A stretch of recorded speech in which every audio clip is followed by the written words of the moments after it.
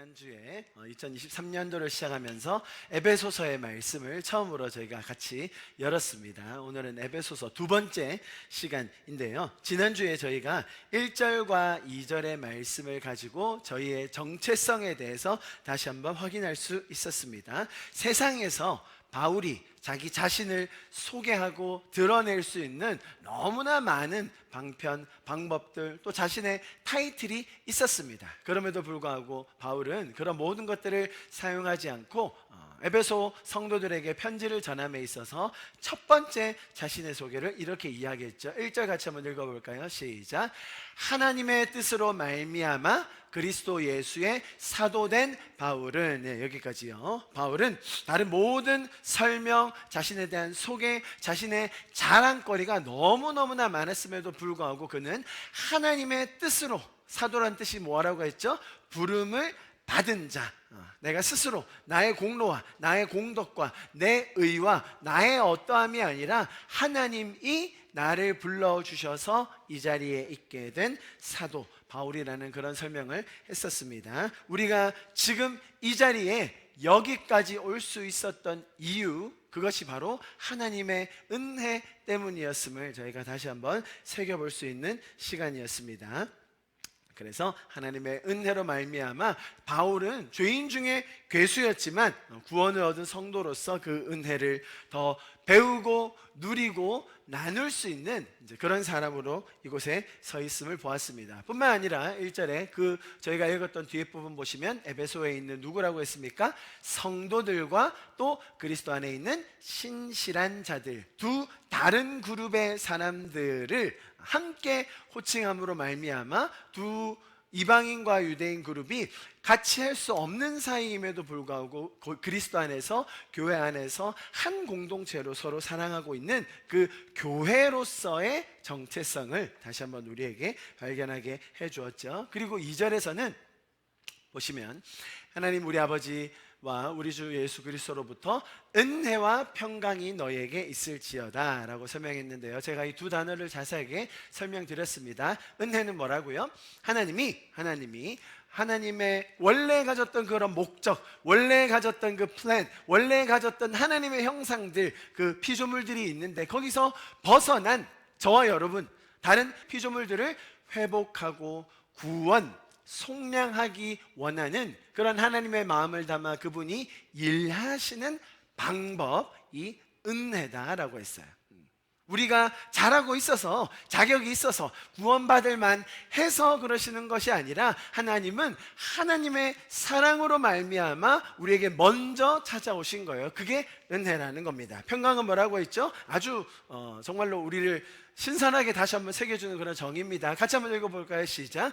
창조자의 계획과 하나 되어 나타나는 새로운 질서. 원래 하나님께서 계획하신 것이 있었는데 거기서 벗어났다가 이제 하나님의 은혜로, 그분의 일하심으로 말미암아 다시 그 창조의 목적으로 들어와 그 하나님의 새로운 질서 안으로 들어온 상태, 샬롬, 그게 뭐라고요? 평강이라는 것입니다. 그래서 하나님은 은혜의 원리로 일하셔서 그 결과로 평강을 우리의 삶에 만들어 내십니다. 자, 그렇다면 이렇게 하나님이 은혜로 일하신다, 신이 피조물을 위해 먼저 일하신다, 어떤 대가나 어떤 자격이나 어떤 조건을 바라는 것이 아니라 하나님의 그 사랑의 본성으로 말미암아 그분이 먼저 일하셨다, 그 결과가 평강이라고 했는데 그것이 어떻게 자세하게 설명되어 있는지가 이제 오늘 다음 구절부터 쭉 설명이 되어 있습니다. 그래서 오늘 본문 3절부터의 말씀을 한번 쭉 보도록 하겠습니다. 우리 3절 한번 다시 우리 목소리를 다해서 한번 읽어볼까요? 시작. 찬송하리로다 하나님.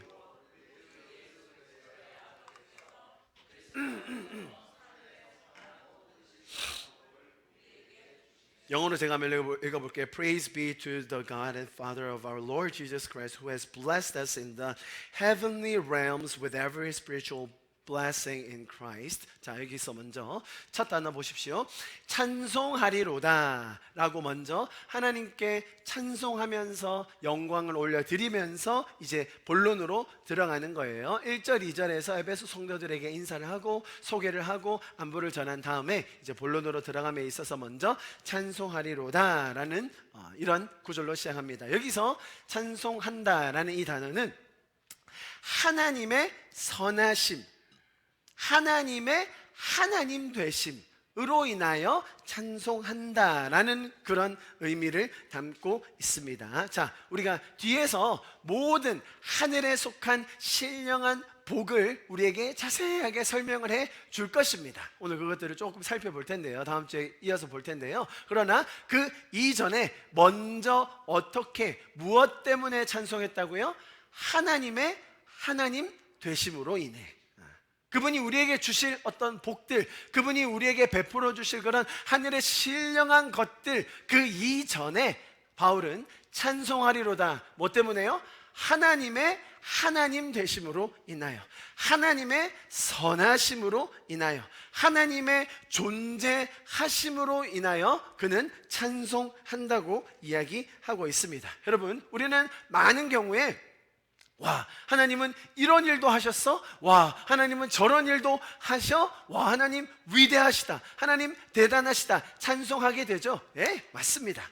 우리 연약한 인간이 하나님을 모를 때에 하나님이 행하시는, 베풀어 주시는, 보호해 주시는 일들을 보고 우리는 찬송할 수 있습니다. 기적적인 일을 베푸실 때 우리가 찬양할 수 있어요. 우리가 그렇게 하나님을 알아가죠. 그런데 정말로 가장 신학적으로 근본적으로 인간의 본질을 볼 때에 우리는 피조물로서, 하나님이 우리를 만들어주신 자로서 우리는 하나님을 바라볼 때, 창조주를 바라볼 때 그분이 어떤 일을 행하셔서가 아니라 그분 자체로 인하여 우리는 찬송할 수 있는 존재임을 여러분 깨달을 수 있기를 축복합니다.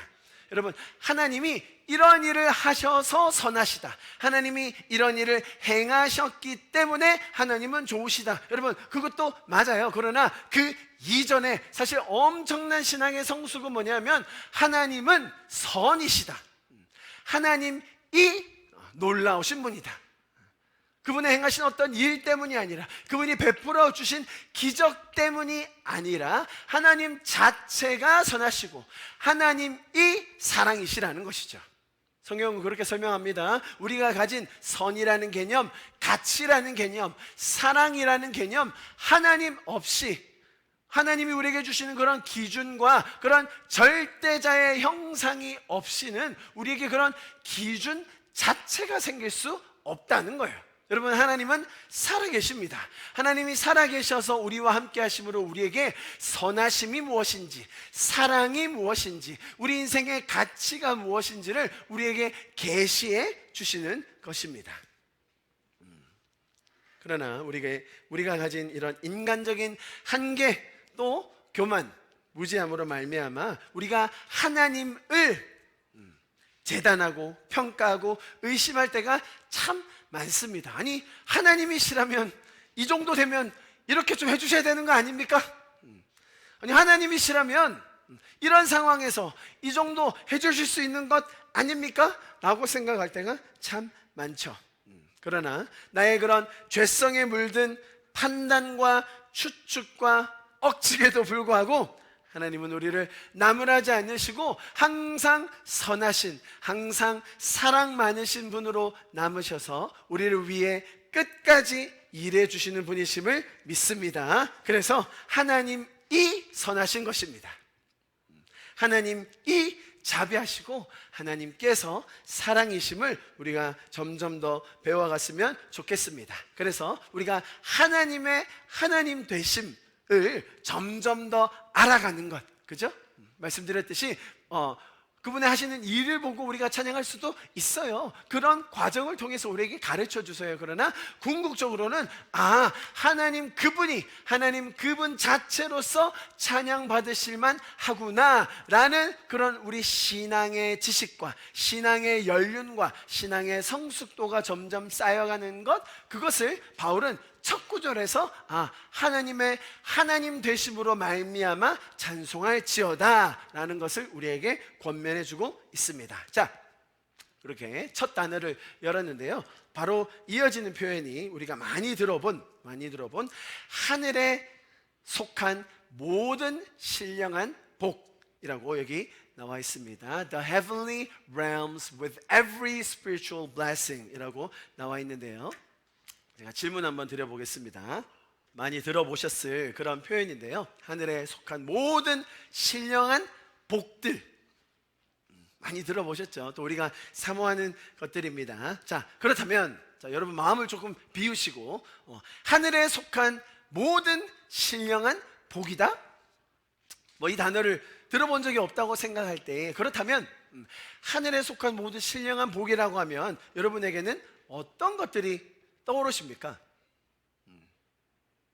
내가 너희에게 하늘에 속한 모든 신령한 복을 주겠다 라고 하면 우리 머릿속에 어떤 것들이 떠오르죠? 자, 발표 시켜야 됩니까? 발표. 한 사람당 3가지씩. 모든이라고 했으니까 여러 가지가 있지 않을까요? 숙제로 낼까요? 아니면 레포트로?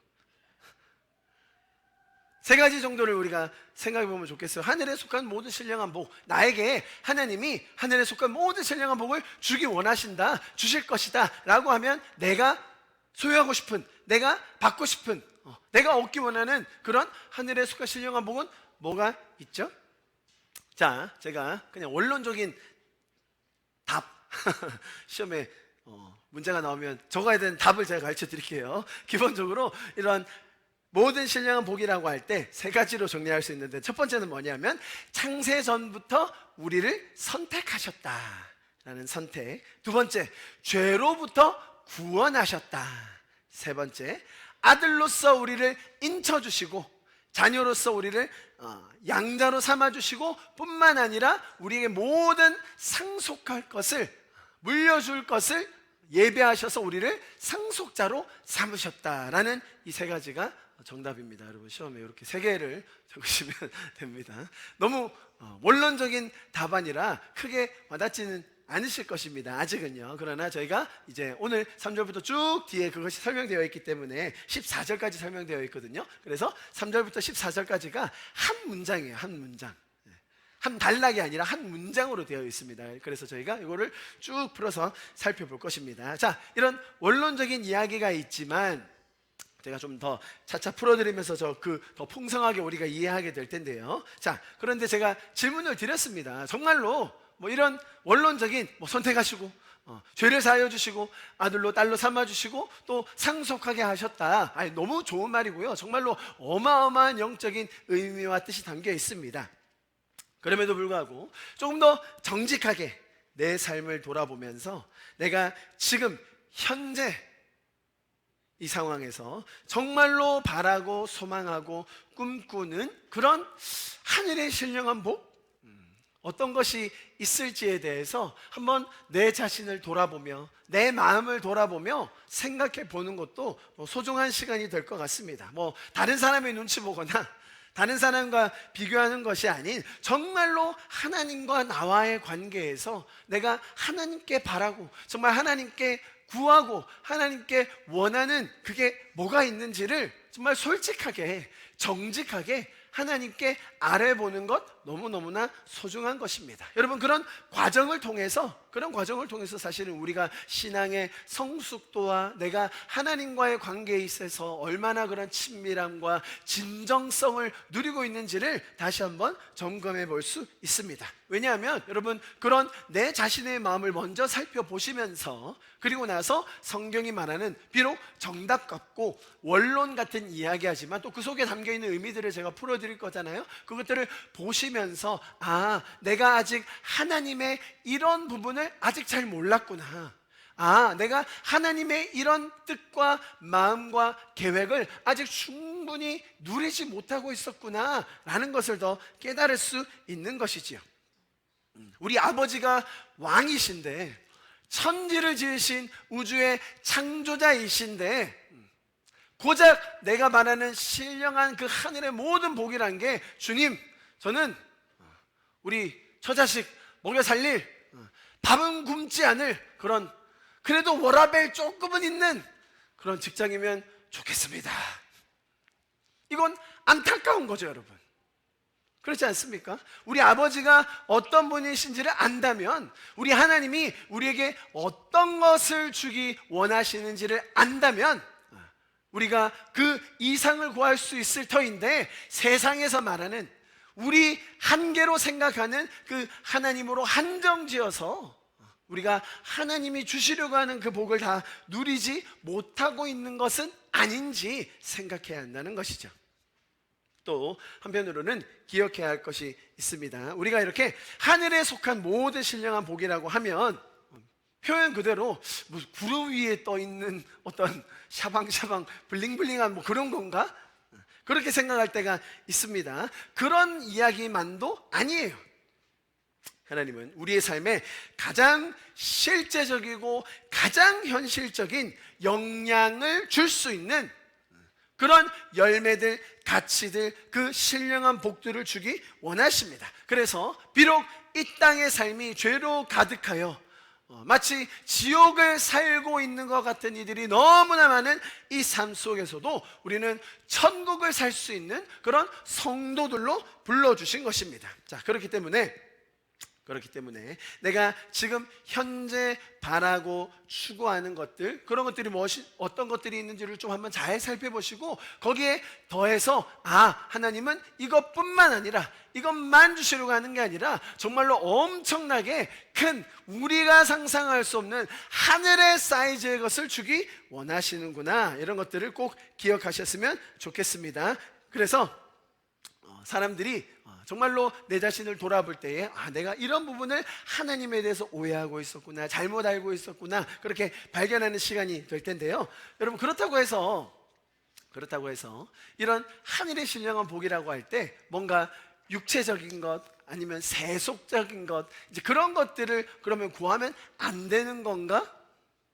라고 생각할 때가 많아요. 남들이 다 추구하는 그래도 내가 떼부자가 되겠다는 게 아니라 어느 정도의 남들이 다 따라가려고 하는 그런 명예나 삶의 어느 정도의 안정감, 기쁨, 만족 있으면 안 되는 건가?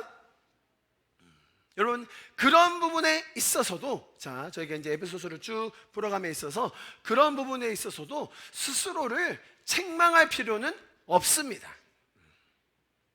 성경은, 여러분 잘 들어보십시오. 성경은 하나님께서 내가 가지고 있는 그런 욕망, 즉 잘 살고 싶고 의미 있게 살고 싶고 사랑하면서 사랑받으면서 살고 싶은, 그죠? 영원한 것들을 갈망하는 그런 마음 자체를 하나님이 주셨다고 이야기하는 거예요. 다시요, 우리 인간이라는 존재는 이 땅에 살고 있지만 계속 영원한 것을 갈망하게 돼요. 더 풍성한 것, 더 신령한 것, 더 영적인 것, 뭔가 더 의미 있는 것들을 나도 모르게 따라가게 돼요. 내 삶이 이게 단가? 인생을 살아간다는 게 이게 전부인가? 이거 아닌 것 같은데, 더 의미가 있는 것 같은데, 내 삶의 한계가 이것인가? 우리는 항상 그렇게 의문을 가지면서 하나님적인 것들을 꿈꾸게 되어 있어요. 여러분, 그런 갈망, 원함을 사실은 하나님이 우리에게 먼저 주신 것입니다. 그런데 그것을 세상은 어떻게 대체하려고 해요? 순간적인 것, 쾌락적인 것, 무의미한 것, 그때만 지나가면 되는 것들로 대체하려는 게 문제죠. 여러분, 하나님이 우리에게 주시려고 하는 이 하늘에 속한 모든 신령한 복은 우리를 언제나 충만하게 뿐만 아니라 지금 한순간만 그런 것이 아니라, 보세요, 지속적으로 끝까지 영원히 그 충만함을 누릴 수 있도록 해주신다는 거예요. 다시요, 충만하게, 뭐예요? 다함이 없이, 정말로 만족하게, 부족함이 없이 풍성하게, 그래서 어떻게 해요? 지속적으로 끝까지 그침없이 계속하여 우리가 이 땅을 살면서도 누릴 수 있도록, 세상은 어떻게 해요? 지금 요 순간만, 지금 잠깐이라도 욜로니까 순간순간에 집착하고 순간순간의 의미를 우리에게 더 강조한다면, 여러분, 성경이 말하는 이 하늘에 신령한 모든 복이라는 것은 정말 다른 차원임을 우리가 기억했으면 좋겠습니다. 자, 여기 보십시오. 여기 보시면 하늘에 속한 모든이라고 할 때 every라고 돼 있잖아요. 모든이라고 얘기하면 많은 종류, 여러 가지 숫자를 생각하기 쉬운데, 여기서 말하는 모든이라는 단어의 원어적인 뜻은 뭐냐면 온전하다, 절대적이다 라는 그런 표현을 담고 있어요. 무슨 말입니까? 우리에게는 왜곡되고 뒤틀린 그런 복에 대한 정의가 있는데, 하나님은 하나님만이 해주실 수 있는 그런 절대성을 가지고, 온전함을 가지고 우리에게 채워주시겠다고 약속해 주시는 거예요. 그래서 제가 여러분에게 정말로 충만한 그 하늘의 복이 지속적으로 끝까지 우리에게 주기 원하신다라는 것을 설명드렸습니다. 자, 바울의 이런 하나님을 찬양하는 여는 말과 함께 여기서 말하는 하늘에 속한 모든 신령한 복, 제가 여러분에게 조금 설명드렸습니다. 4절, 바로 이어진 4절 한번 읽어봅니다. 아주 중요한 구절인데요. 읽어볼게요. 시작. 곧 창세 전에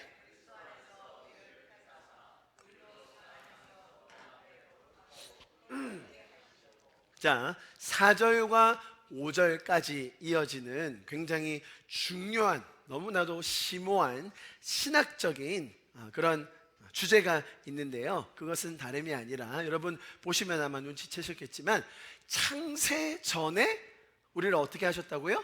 선택하셨다. 자, 영어로 제가 한번 읽어봅니다. For he chose us in him before the creation of the world to be holy and blameless in his sight.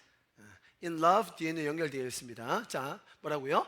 하나님이 창세 전에, 만물을 지으시기도 전에 저와 여러분을 택하셨다는 거예요. 거룩하고 흠이 없게 하기 위해서. 자, 거룩하고 흠이 없다는 것은 제가 다음 주 설명드릴 거예요. 자, 일단은 먼저 선택하셨다.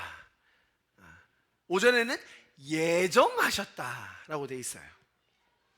자, 여기에 담겨있는 굉장히 어렵고 또 심오한 신학적 주제가 있는데, 제가 오늘 그것을 조금 여러분에게 쉽게 풀어서 설명드리려고 합니다. 첫 번째 뭐냐면, 이 하나님의 선택은 하나님 쪽에서의 일방적이고 주권적인 선택이었어요. 하나님의 주권적인 선택이었다. 왜죠? 창세 전에, 우리가 조성되기도 전에, 우리가 어미의 태에 아직 생기기도 전에 우리를 아시고 먼저 선택하셨다는 것이죠. 하나님께서는 하나님의 주권으로, 하나님의 기쁨으로 우리를 먼저 선택하셨다는 것입니다. 그 말인즉슨 우리의 어떠함과 우리의 상황과 우리의 가치와 우리의 행함에 상관없이 하나님은 먼저 우리를 선택하셨다는 것입니다. 이것이 우리가 성경에서 믿는 구원의 교리에서 가장 중요한 핵심입니다. 다른 모든 종교에서는 그들이 구원받기 위해서 어떤 조건을 갖춰야 됩니까? 너무나 어려워요. 너무나 어려워요. 첫 번째, 어렵고요. 두 번째, 불분명해요. 자, 이걸 항상 세트로 가져가요. 어렵게 만들고 확실하지 않게 만들어요. 그럼 어떻게 해야 돼요? 사람들이 더 열심히 해야 돼요. 아이음, 이슬람에서 구원받으려면 뭐 해야 돼? 5가지 해야 돼. 5가지. So in Islam, to be saved, you need to do these 5 things, okay? First, 첫 번째 뭐예요? 이슬람에서 구원받으려면 알라를 하나님으로, 무하마드를 마지막 선지자로 고백해야 되죠. 두 번째, 하루에 3번 기도해야 됩니다. 이 말을 땅에 대고 저 메카 메디나를 향해서 기도해야 됩니다. 세 번째 뭐예요? 구제해야 돼요. 네 번째 뭐예요? 성지순례 해야 돼요. 다섯 번째 뭐예요? 금식해야 돼요. 1년 중에 한 달 금식해야 됩니다. 자, 이 5개를 해야 되는데 얼마나 하면 되죠? 얼마나? 자, 그게 불분명한 거예요. 그러니까 자꾸 경쟁하는 거죠.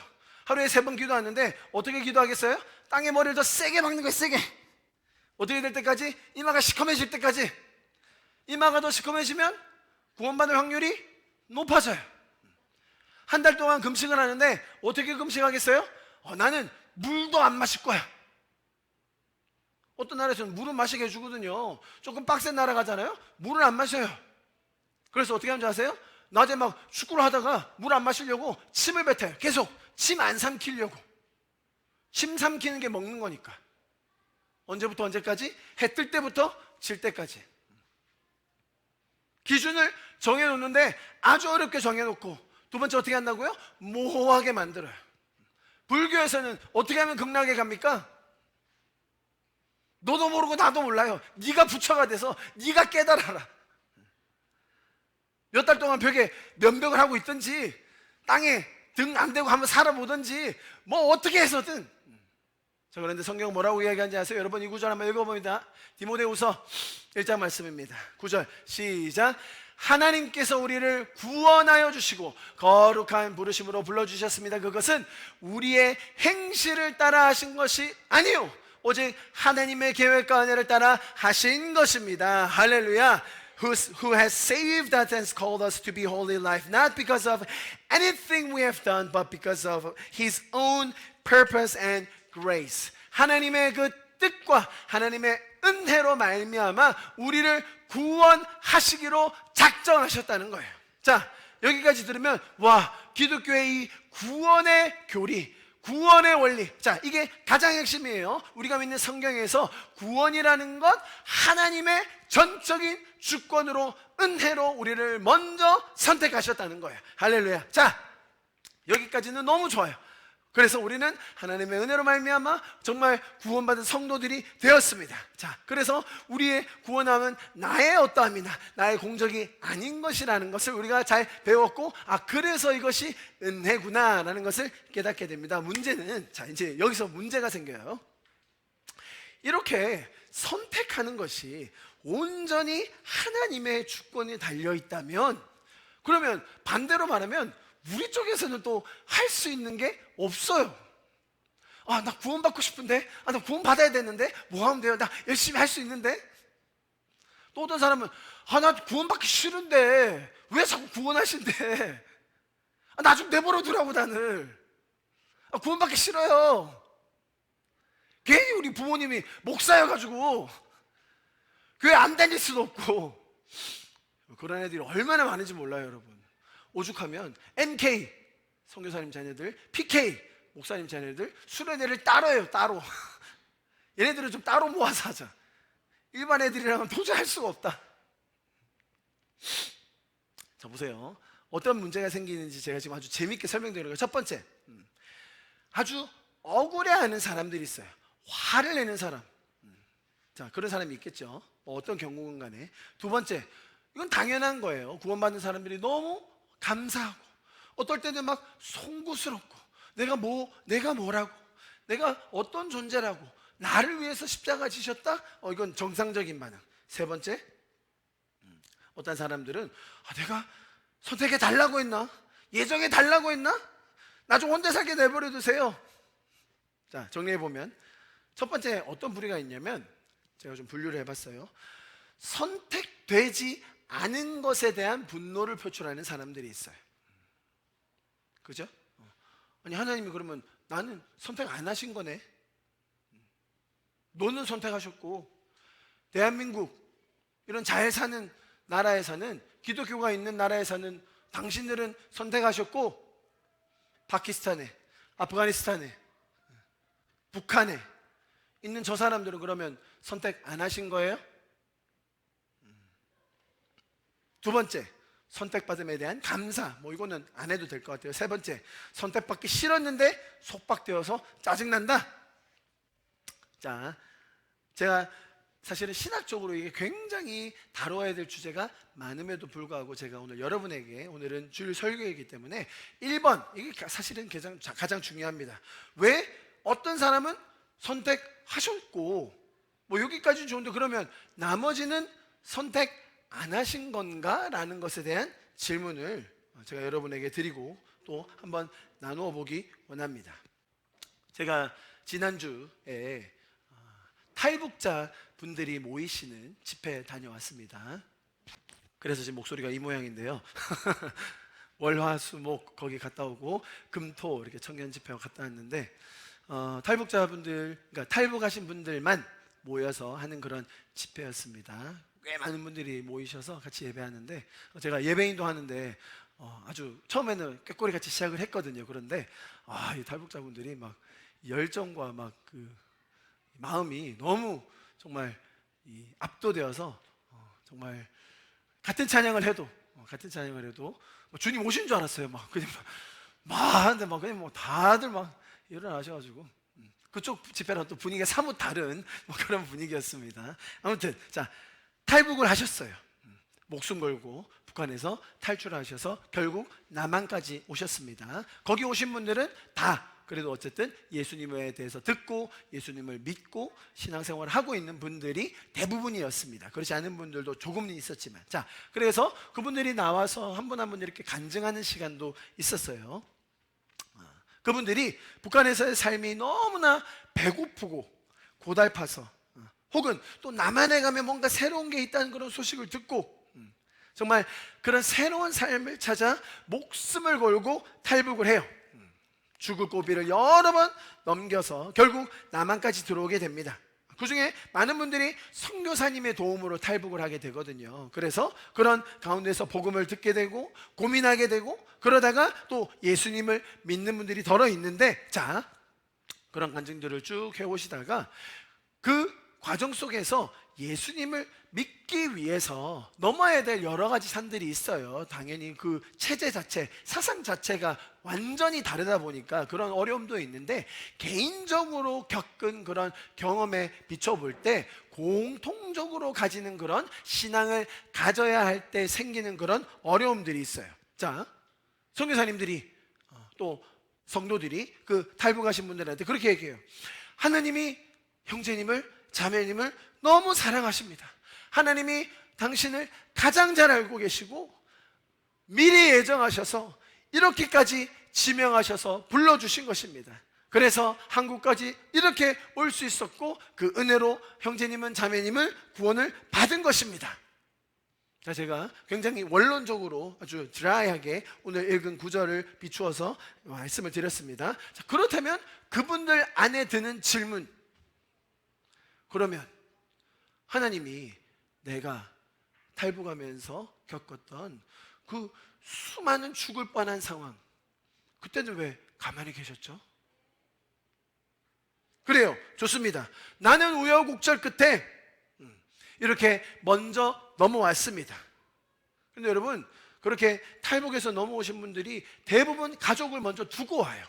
그죠? 한 사람이 먼저 나와서 여기서 정착해서 브로커에게 돈을 보내서 빼오는 그런 방식을 많이 씁니다. 왜냐하면 다 같이 나오면 잡힐 가능성이 높으니까. 먼저 한 사람이 나와서 뭐 아들이건 좀 젊은 사람이 먼저 나와서 돈을 마련해서 돈을 보내면 브로커가 데리고 나오는 그런 경우가 많은데, 그렇다면 뭐 그렇게 해서 성공하면 좋겠지만 많은 경우에 실패하거든요. 연락 두절되거든요. 생사를 확인 못하게 돼요. 그 사람들의 질문이 이거죠. 나는 이렇게 우여곡절 끝에 왔다. 그러면 지금도 북에 있는 내 동포들, 아니 내 가족들은 그러면 선택받지 못했단 말입니까? 예정받지 못한 사람인가요? 아주 공통적으로 이런 얘기를 하시더라고요. 내가 그 하나님을 어떻게 믿냐고. 들어보니 말이 되기는 해. 들어보니 기독교가 좋은 가르침을 주는 것 같긴 해요. 그런데 내 가족은 어떻게 하냐고. 저와 여러분은 그런 일들을 직접 겪지는 않은 사람으로서 아니 뭐 그렇게 꼭 부정적으로 생각하지 마시고, 그래도 하나님이 먼저 구원하셨으니까 또 하나님이 일하실 것 아닙니까? 라는 그런 긍정적인 반응을 보일 수도 있습니다만, 당사자들 입장에서 그들이 중국으로 넘어왔을 때에 브로커에게 사기를 당해서 참 많은 분들이 10대의 앳된 나이에도 불구하고 인신매매로 팔려갑니다. 그들은 배고픔과 추위로 괴로워서 탈출했는데 팔려간 그곳에서는 이제는 사람도 아닌 짐승 취급을 받아야 합니다. 정말 한 끼를 먹을 수 없어서 너무나 극심한 배고픔과 추위로 내 눈앞에서 죽어가는 자식을 바라봐야 하는 그런 고통. 자, 그 속에서 하나님의 선택, 하나님의 예정. 그러면 저렇게 등 따시고 배부르게 사는, 우리 자신을 비하하자는 건 아니지만 남한 사람들 포함 모든 사람들은 저렇게 편안하게 살면서도 구원받고 예정받은 거라고요? 여러분, 이런 의문이 정말로 쉽게 해결될 문제는 아닐 거라고 생각합니다. 자, 여러분, 그렇다면 하나님은 어떤 이들은 선택하셨고 어떤 이들을 예정하신 겁니까? 반대로 그렇다면 어떤 이들은 선택되지 않기로 작정된 겁니까? 여러분, 여기서 신학적인 기류가 굉장히 크게 나뉩니다. 제가 그것까지 다 설명드리진 않겠고요. 제가 오늘 여러분에게 풀어드릴 수 있는 만큼만 설명드리겠습니다. 자, 그러면 조금 주제를 돌려볼게요. 주제를 좀 환기시켜 볼게요. 제가 여러분에게 한번 질문 드려보겠습니다. 만일 여러분의 삶에, 그죠? 여러분이 인생을 살면서 이렇게 지내는데 만약에 어떤 불행이나 불운한 일, 그런 고통스러운 사건, 예를 들자면 교통사고라든지 자연재해라든지 사기를 당한다든지 배신을 당한다든지 그런 것 있을 거잖아요. 자, 그런 일이 나에게 내가 당사자로 그 일을 겪어야 된다라고 누군가 미리 지목을 했다면, 사주팔자를 본다든지 점을 본다든지 아니면 확실한 꿈을 꾼 사람이 나한테 얘기해 준다든지, 만약에 정말로 여러분의 삶에서의 그런 저주스러운 일, 고통이 가득한 일이 예정되어 있다면 여러분 어떻게 반응하실 겁니까? 그런데 생각보다 많은 우리 주변의 사람들이 그런 굴레 속에서 살고 있습니다.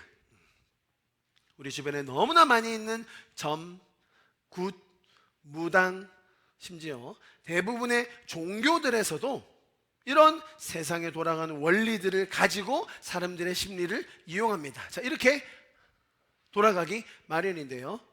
저주가 있다. 저주스러운 사건이 있다. 그런데 이것을 우리가 어떻게 해결할 것인가? 이 저주스러운 사건의 원인이 어디 있는가를 알면 그걸 제거하면 되겠죠. 그죠? 자, 이 흐름을 봐주십시오. 저주스러운 사건, 사고, 관계, 상황, 우리의 건강, 많은 것들이 있는데요. 죄적인 세상을 살다 보면 이런 저주와 저주의 결과들이 항상 나와요. 잘 들으세요, 여러분. 특정 누군가에게만 일어나는 것이 아니라 우리 모두에게 일어날 수밖에 없어요. 왜요? 죄적인 세상이기 때문이에요. 자, 그런데 이 원인을 다시 뒤로 돌아가 보면 이 원인을 항상 어떻게 지목을 하느냐? 보세요. 내가 무슨 잘못을 했지? 내 행위에 기반해서 또 그런 저주스러운 일이 일어난다고 생각하는 거예요. 거기서 한 단계 더 나가는 종교들도 있죠. 조상이 무슨 죄를 지었길래 그걸 해결하려고 하면 어떻게 합니까? 굿을 하든지 수행을 하든지 공덕을 쌓든지 어떤 곳에서는 헌금을 하든지 돈을 들이라는 거죠. 자, 그렇게 해서 해결을 하려고 해요. 자, 근데 문제는 뭐냐면 그 해결을 하려는 방식 자체가 또 다른 저주의 문을 열어요. 내가 해결하려고 부단히 애를 쓰는 그것들이 또 다른 원인을 제공하게 돼요. 여러분, 하나님께서는 지금 보시는 이런 죄와 저주의 사슬을 끊으신 거예요. 이렇게 죄적으로 돌아가는 세상의 원리를 끊으시는 거예요. 그 원인이 너희들에게 있지 않다. 그래서 그 죄의 저주와 결과를 너희는 피할 수 있다. 내가 그것을 해결하였노라라고 말씀해 주시는 분이 하나님이십니다. 자, 그런데 문제는 뭡니까? 구원의 이런 선택과 예정의 이 은혜 안에 들어오지 못한 사람들에게는 이것이 이해되지 않다 보니까 항상 자기 인생의 어려움과 저주를 맞닥뜨리게 되면 내가 무슨 잘못을 했지? 내가 뭘 어떻게 해야 되지? 내가 왜 이런 일을 겪어야만 하지? 라고 생각을 한다는 거예요. 그래서 인생에 이런 어려움이 있다는 사실, 고난과 악이 존재한다는 사실은 항상 우리로 하여금 불안감을 가지게 만든다는 겁니다. 그래서 이런 저주의 사이클로 기반한 종교들, 미신들, 신앙들이 너무나 많이 생겨나게 됩니다. 그래서 사람들이 이렇게 얘기합니다. 당신들도 이걸 하면 애군을 면할 수 있습니다. 이 부적을 달면 저주를 피할 수 있습니다. 이런 방식으로 하면 액땜을 막을 수 있습니다. 여러분, 이게 어디 비지성인들, 몰상식한 사람들이 생각하는 그런 일이라고 치부되기 쉽습니다만, 여러분, 우리 사회, 아주 국한적으로 우리 주변만 보더라도 얼마나 많은 사람들이 이 굴레에 갇혀서 자기의 인생과 시간과 재정을 낭비하는지 모릅니다. 제가 몇 번 말씀드린 적이 있었는데요, 재벌들, 정치인들, 연예인들 할 것 없어요. 제가 SK그룹에 대해서 얘기 드린 적이 있었죠, 그죠? 최태원 회장. 제가 그냥 비하인드 스토리라고 생각해서 말하고 지우곤 했었는데요, 기사가 있더라고요. 감옥에 가셨더라고요. 그 최태원 회장한테 주식 숫자 정확하게 맞춰가지고 100억을 400억으로 벌어줬대요. 그때 이후로 최태원 회장님께서 어마어마한 돈을 그 사람에게 주신 거죠. 똑같은 원리 아닙니까? 미래의 일에 대해서, 내가 알지 못하는 부분에 대해서 이렇게 하면 그 일을 피할 수 있고, 이렇게 하면 내가 세상의 지위와 권력을 얻을 수 있다는 것이죠. 인간에게 있어서는 이런 불행과 고난과 아픔이 너무나도 실제적인 것이기 때문에, 자, 그런 것을 피할 수만 있다면 어떤 수단과 방법을 가리지 않고서라도 정말로 거기서부터 도망하고 싶고 세상에서 뭔가를 얻고 싶은 것이 인지상정일 것입니다. 자, 그런데 성경은 우리에게 이런 죄적인 지성과 죄적인 한계로는 이해할 수 없는, 잘 보세요 여러분, 정반대의 선택이 있다. 우리의 죄적인 세상에서의 사이클은 내가 뭘 잘못해서, 내가 조상의 복을 잘 못 받아서 계속 죄로 내가 그걸 어떻게 해결해야 되고, 또다시 죄의 저주로 내가 또 어떻게 그것을 피하여야 하고, 내가 어떻게 하면 그것을 더 잘 해결할 수 있고, 그런 방법으로 간다면 성경은 우리에게 뭘 얘기해 주고 있어요? 완전히 반대 쪽에 있는 하나님의 구원으로서의 선택이 있다는 거죠.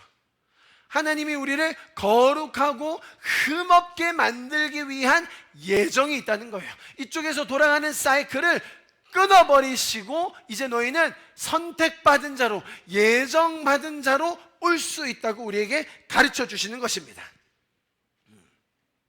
하나님은 우리를 구원하시기로, 거룩하고 흠없게 하시기로, 우리가 하나님의 아들들과 딸이 되기로 선택하셔서 그 은혜의 영광을 찬송할 수 있도록 작정하셨다는 것입니다. 자, 그래서 성경은 우리가 먼저 받은 이 은혜, 다시요, 다른 사람이 아직 죄인 되어 있을 때에 우리에게 먼저 찾아오셔서 우리를 성도로 불러주신 그 은혜를 계속해서 깨닫게 해주는 역할을 하는 거예요. 먼저 탕감을 받았기 때문에, 그죠? 먼저 우리는 그 죄의 사슬에서 끊어서 이쪽으로 선택받고 예정받은 자로 왔기 때문에 아직도 그 죄의 굴레에 돌아가고 있는 그 사람들을 저와 여러분은 그냥 보고만 있을 수는 없는 것이죠. 우리 또한 아무런 공로나 자격 없이 받았기 때문에 우리가 이 모든 이들에게 그 사실을 전하기 원하는 것입니다. 자, 여러분, 그래서 이 기독교에는 유독 기독교에서만 이런 전도와 선교가 강조되는 이유가 이 때문이에요. 다른 종교에서는 이렇게 전도 선교를 많이 하지 않습니다, 여러분. 이슬람은 전도 안 합니다. 네가 구원받으려고 하면 하든지. 차라리 법과 제도로 만들려고 하지 사랑으로 먼저 다가가서 내가 그 감격이 있기 때문에 막 전한다? 이런 건 없어요. 여러분, 불교 절에 다니는 분한테 전도 받아보신 적 있습니까? 많이 없을걸요? 왜? 물은 물이고 산은 산이고 흘러가는 대로 살다가 필요하면 오겠지. 그런데 유독 기독교는 어떻게 해요? 서울역에 365일 계세요. 서울역에 갈 때마다 계세요. 부담스러운 그분들. 여러분, 선교사님들이 목숨 걸고 갑니다. 자, 그런 전도와 선교에 있어서 또 우리가 뭐 할 얘기는 많습니다만 제가 그런 원리적인 부분만 말씀드린 겁니다. 자, 여러분, 자, 그렇다면 다시 아까 본론적인 질문으로 돌아가서 저와 여러분은 왜 선택받았습니까? 어떻게 선택받았습니까? 그 이유가 뭡니까? 그 이유를 내 안에서 찾을 수 없는 이 감사함과 동시에 저들도 동일하게 선택받아야 한다는 그런 안타까움으로 우리는 이 땅에서의 우리의 삶에 대한 방향성을 잡을 수 있어요. 자, 여러분, 로마서 8장 너무나 중요한 말씀입니다. 우리 같이 한번 읽어보면 좋겠어요. 28절부터 30절까지인데요 우리 같이 한번 읽어봅니다. 시작. 우리가 알거니와 하나님을 사랑하는 자 곧 모든 것이 합력하여 선을 이루니라. 하나님이 미리 아신 자들을 또한 그 아들의 형상을 본받게 하기 위하여 미리 정하셨으니 이는 그로 많은 형제들 중에 뭐라고요?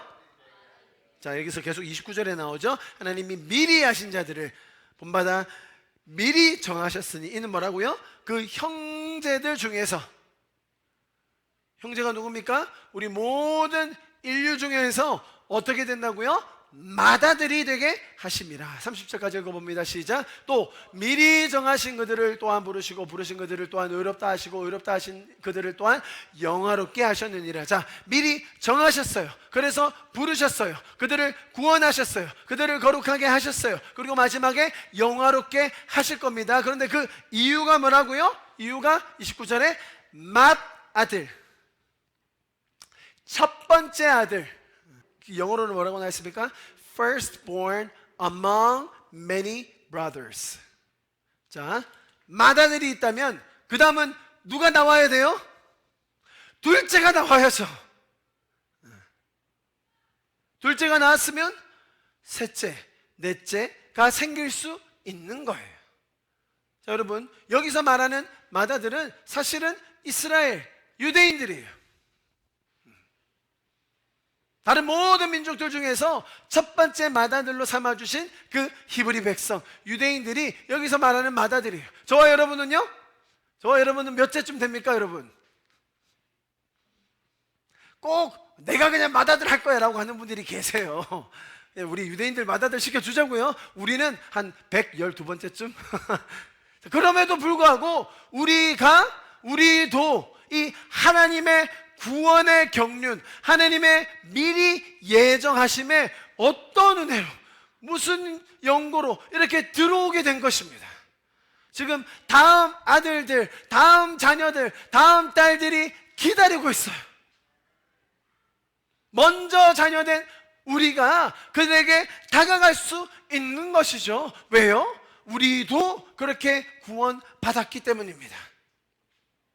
하나님은 우리가 먼저 미리 창세 전에 택함을 받은 이유, 하나님이 택하신 이유를 우리가 맏아들이 되게 하기 위해서, 그리고 그 다음에 다른 자녀들도 동일하게 이 죄의 저주와 사슬을 끊고 하나님의 미리 예정하시고 선택하심 안으로 들어오게 할 수 있도록 우리를 불러주셨다는 사실, 우리가 더 깊게 깨달을 수 있기를 바랍니다. 여러분, 하나님께서 이렇게 선택하심에 있어서는 하나님의 의지가 담겨 있는 것입니다. 그래서 우리는 그 하나님께서 우리를 구원하셨다는 그 사실로 말미암아 우리의 삶을 다시 한번 돌아보고 하나님께서 우리를 먼저 구원하심을 찬송하며 그분의 뜻을 따라가며 살 수 있는 것입니다.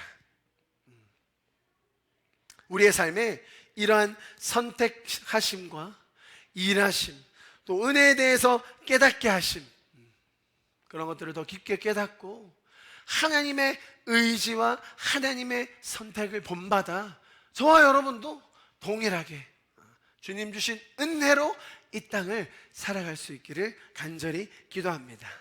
우리가 주님과 함께 동행할 때에 주님이 우리에게 주신 그 은혜와 사랑이 더 풍성하여져서 우리로 먼저 맏아들, 맏딸이 되게 해주신 그 은혜를 기억하며 감사할 수 있는 이번 한 주가 될 수 있기를 축복합니다. 할렐루야. 우리 좀 같이 기도하고 예배를 마무리하도록 하겠습니다. 주 사랑 놀라운 그 사랑 나를 위한 그의 십자가 잃어버린 나를 찾아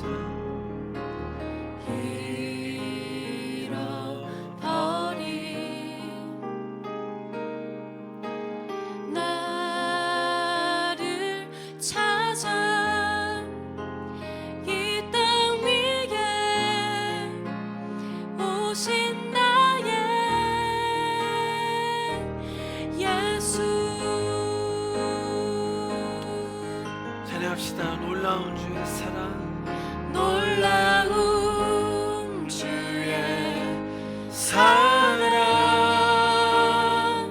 내 맘에 가득 넘치네.